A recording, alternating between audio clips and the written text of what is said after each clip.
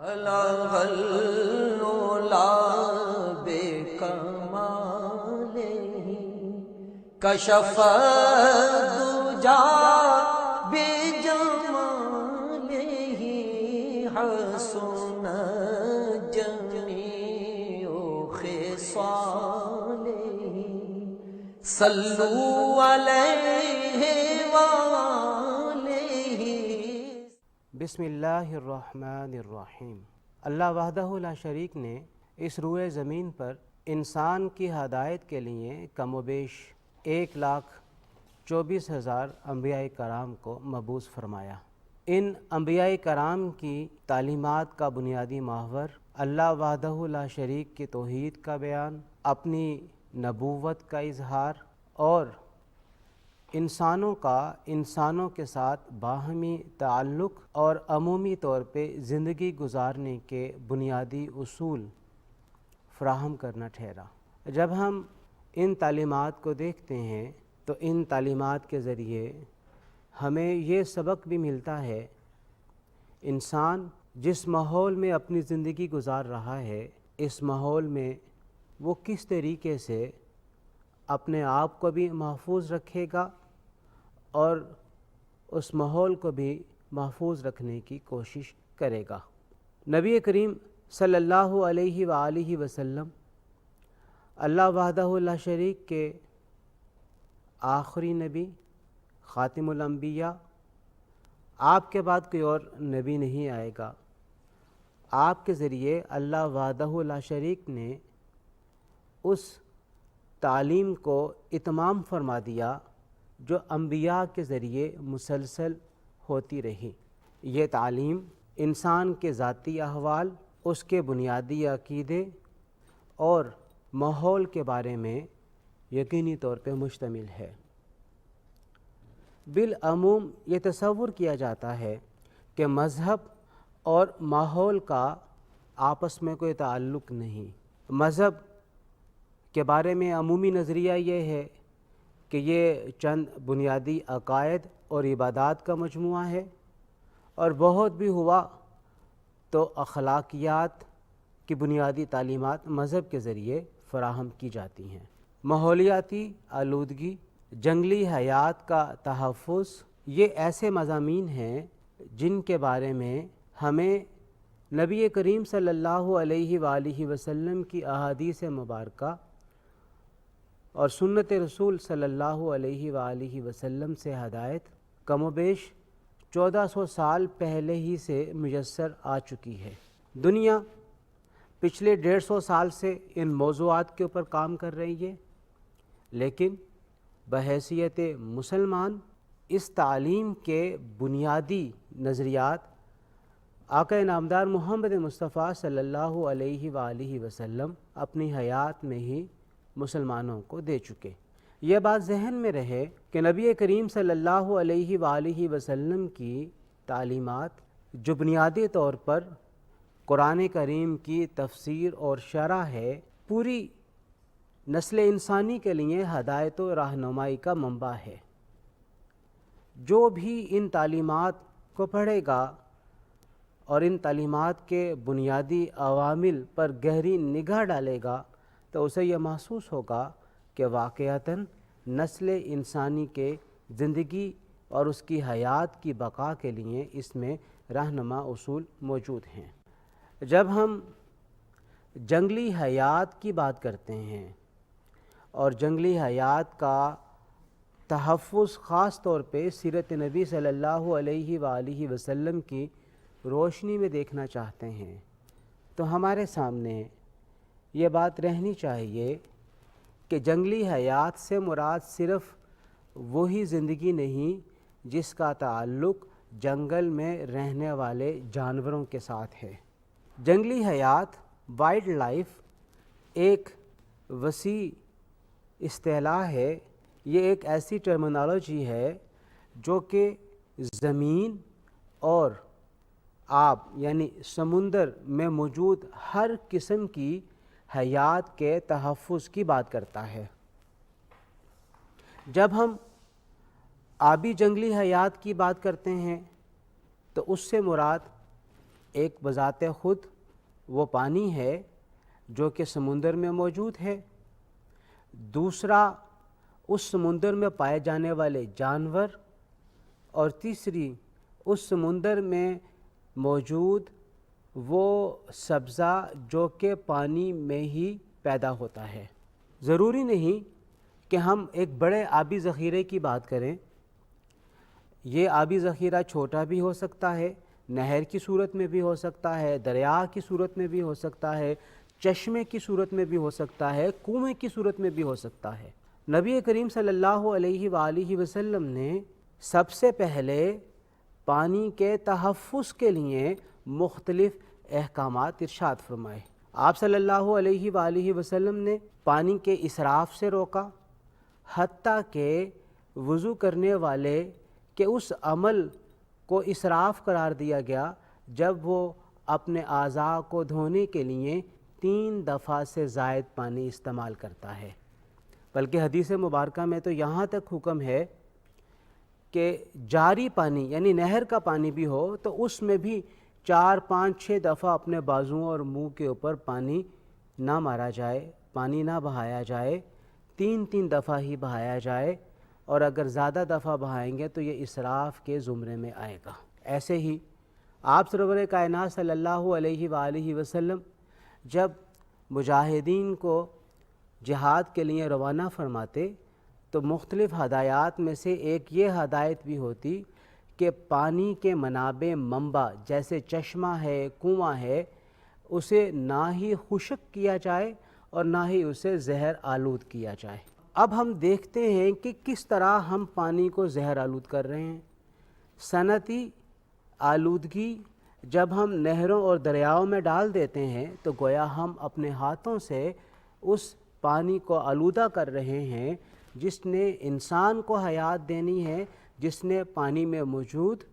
حیات کا تحفظ بھی کرنا ہے۔ صنعتی آلودگی جب پانی میں شامل ہوتی ہے تو پھر وہ پانی نہ تو استعمال کے قابل رہتا ہے انسان کے، اور نہ ہی اس میں جنگلی حیات پروان چڑھ سکتی ہے۔ نبی کریم صلی اللہ علیہ وآلہ وسلم نے پانی میں موجود جانوروں کا تعین فرما دیا کہ یہ وہ جانور ہیں جن کے گوشت کو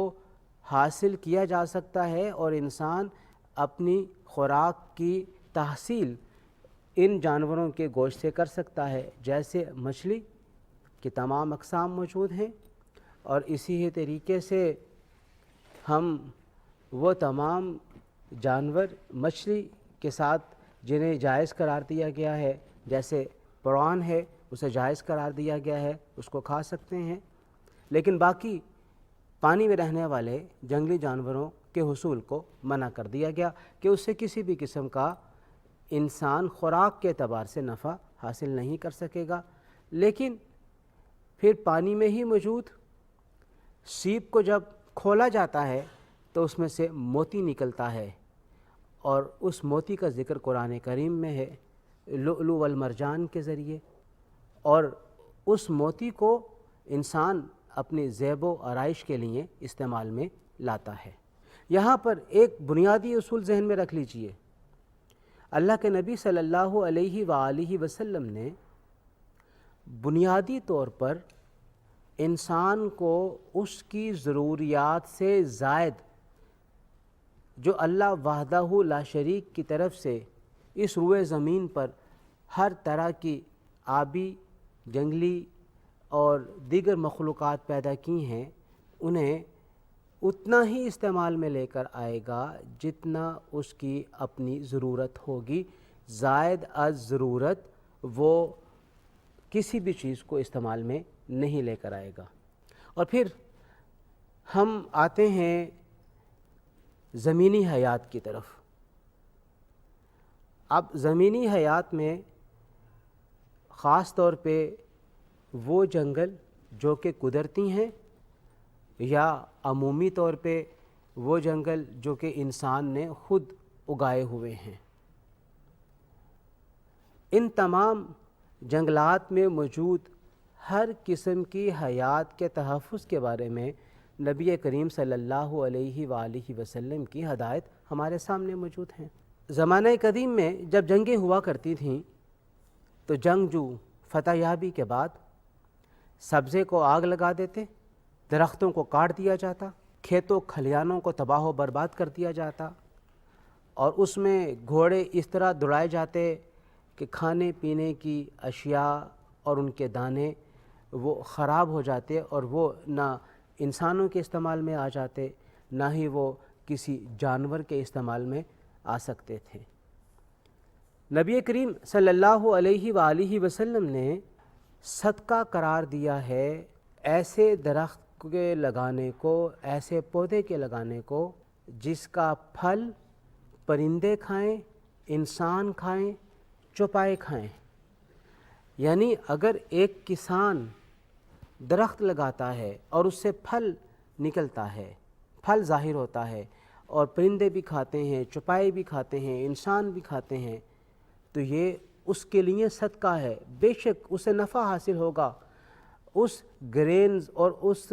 غلے کے حصول کے ذریعے سے، یا ان پھلوں کے حصول کے ذریعے سے جنہیں وہ مارکیٹ میں بیچے گا جا کے، لیکن اس کے ساتھ ساتھ جب انسان اسی غلے کو اور اسی پھل کو کھاتا ہے تو وہ اس کسان کے لیے صدقے کا باعث بنتا ہے۔ گویا اس بات کی تحریص دلائی گئی ہے، اس بات کی طرف رغبت دلائی گئی ہے کہ انسان کو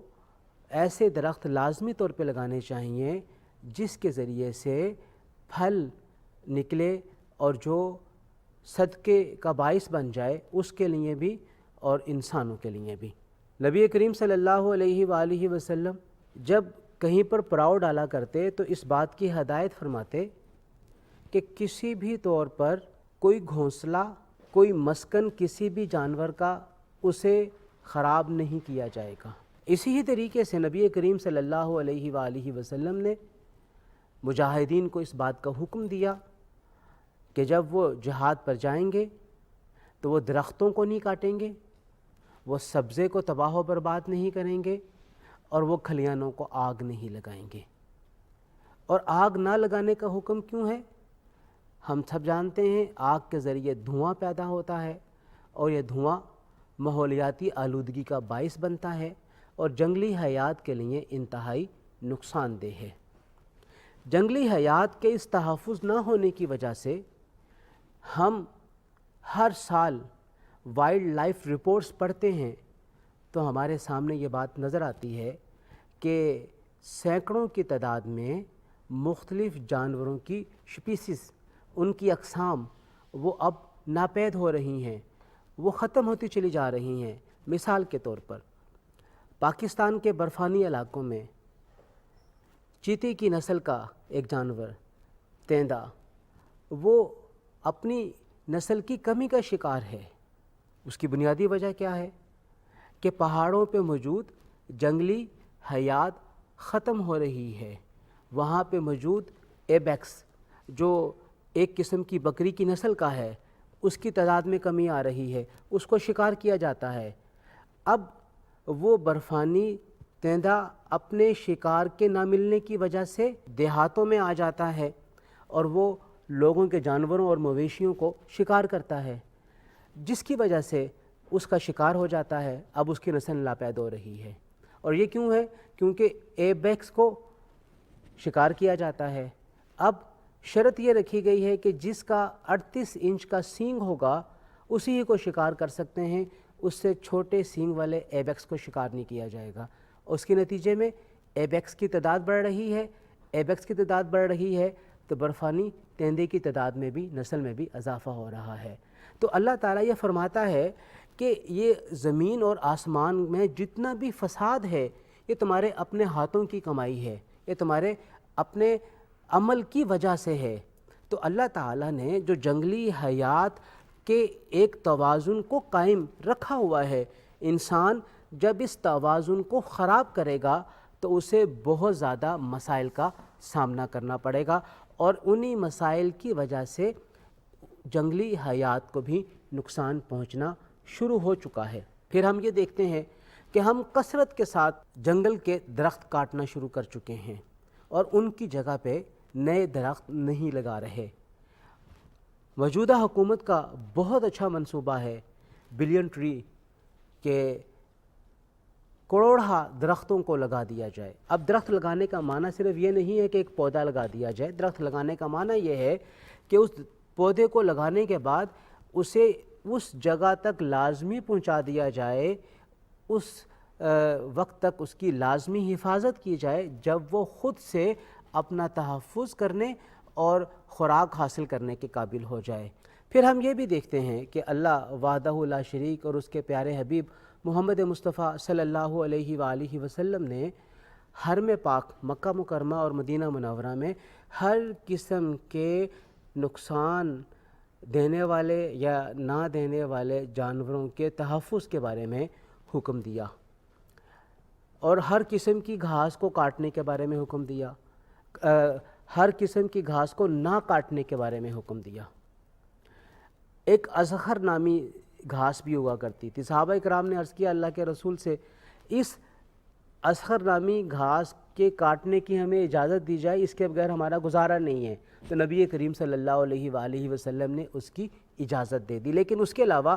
ہر قسم کے درخت اور پودے کاٹنے کو، کھیڑنے کو حرم پاک مکہ اور مدینہ کے اندر نبی کریم صلی اللہ علیہ وسلم نے منع فرما دیا۔ اب دیکھیے ایک خاص ایریے کے اندر اس کو منع کیا گیا ہے، تو پھر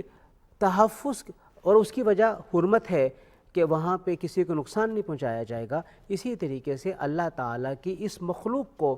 اس کے تحفظ کے لیے اور اس کی نسل کی بقا کے لیے حکومت اگر مختلف علاقے مختص کرنا چاہے جنگلی حیات کے پریزرویشن کے لیے تو وہ مختص کر بھی سکتی ہے، اور وہاں پہ یہ پابندی بھی کر سکتی ہے کہ یہاں پہ کوئی درخت نہیں کاٹا جائے گا، کسی جانور کا شکار نہیں کیا جائے گا۔ اللہ وحدہ لا شریک انسانوں سے یہ چاہتا ہے، یہ ڈیمانڈ کرتا ہے کہ انسانوں کا انسانوں کے ساتھ تعلق، انسانوں کا اللہ کی مخلوق کے ساتھ تعلق، اور انسانوں کا اس ماحول کے ساتھ تعلق، ان تینوں چیزوں کے بارے میں ہمیں جواب دہ ہونا ہے۔ ہمیں پانی کے اسراف کے بارے میں جواب دہ ہونا ہے، ہمیں ماحولیاتی آلودگی کے بارے میں جواب دہ ہونا ہے، اور ہمارے ہاتھوں کے کسی بھی ایسے عمل جس کی وجہ سے اس پورے ماحول کو نقصان پہنچے، ہمیں اس کے بارے میں بھی جواب دہ ہونا ہے۔ نبی کریم صلی اللہ علیہ وآلہ وسلم کی تعلیمات اپنی وسعت کے اعتبار سے انسانی حیات کے ہر پہلو کو اپنے ضمن میں لیے ہوئے ہیں۔ صرف بات ہے توجہ کرنے کی، بات ہے اسے تلاش کرنے کی، اور بات ہے اسے عامت الناس تک پہنچانے کی، اور یہ لگن ہو کہ ہم جس نبی صلی اللہ علیہ وآلہ وسلم پر ایمان رکھتے ہیں اس نبی کی تعلیمات کیا ہیں۔ جب یہ لگن ہم میں پیدا ہو جائے گی تو پھر ہم اپنے معاشرے میں ہر ایسی برائی کو روکنے میں کامیاب ہو سکتے ہیں جو کہ معاشرے کے لیے فساد کا باعث ہے، معاشرے کے لیے نقصان کا باعث ہے۔ اور ذہن میں رکھیے گا کہ یہ فساد، یہ نقصان معاشرے کا زمین پر انسان کے اپنے عمل کے ذریعے ہی پھیلتا ہے۔ اللہ وحدہ لا شریک کے حضور التجا اور دعا ہے کہ وہ ہمیں اپنے ماحول کو بہتر سے بہتر بنانے کی توفیق عطا کرے، ہمیں آبی جنگلی حیات، زمینی جنگلی حیات کے تحفظ کے لیے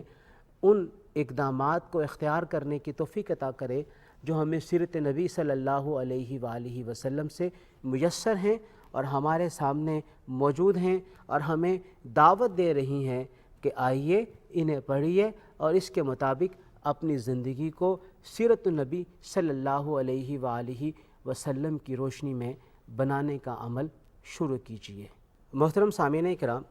آج کے اس موضوع جنگلی حیات کے تحفظ کے بارے میں آپ کسی بھی قسم کا کوئی سوال کرنا چاہتے ہیں تو آپ سوال کیجیے۔ کیا جنگلی حیات کا اطلاق پانی کے جانوروں پر بھی ہوتا ہے؟ جنگلی حیات سے مراد صرف یہ تصور نہ کیا جائے کہ کسی بھی جنگل یا درختوں کے ذخیرے میں رہنے والی حیات ہی جنگلی حیات ہیں، بلکہ جنگلی حیات کا اطلاق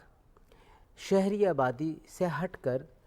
ایسے علاقے جہاں پہ لوگ بالعموم نہیں رہتے ہیں اور وہاں پہ وہ جانور جو عموماً لوگ نہیں پالتے ہیں وہ موجود ہیں، وہ تمام جگہیں جنگلی حیات کے زمرے میں آئیں گی، چاہے وہ پانی ہے،